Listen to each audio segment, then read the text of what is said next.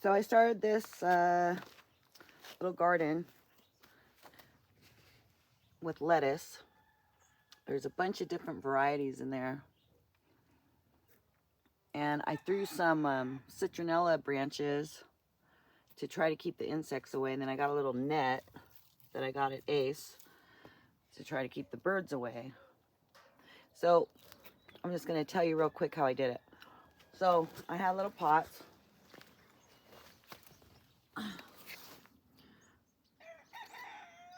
Filled them up with soil I got from the store, put my seeds in, started watering, and I learned two simple things to make growing vegetables, or actually seeds, way easy.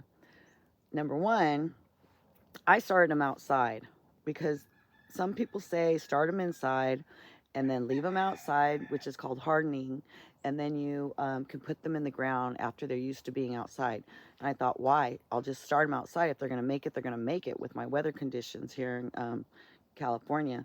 So once I started everything, I transplanted it, which I should have just started by seed in the bed with good soil or potting soil to give it that good start, because it's made just for that purpose. So anyway, with lettuce, it grew pretty simple, and I could actually have microgreens right now if I wanted, but I'm gonna let them get big and all grow together. And this is my little lettuce box. Then I've got other things that I started, but the two things that I learned about growing your vegetables is, I'm just getting this garden started.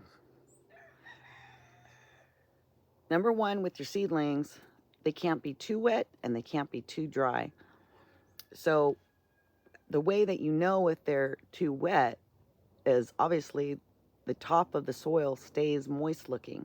If it starts looking dry, then you need to water, quick like, because they're so young and tender, and I won't get into the specifics of it, but you want to make sure that they don't dry out, because you'll lose them.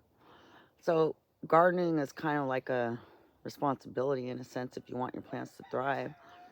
But what I'm going to do after these all grow up and I pluck them really well and make my salads is I'm going to put more seeds right back in the ground. I've got a little drip system, or not drip system, little sprinkler system set up.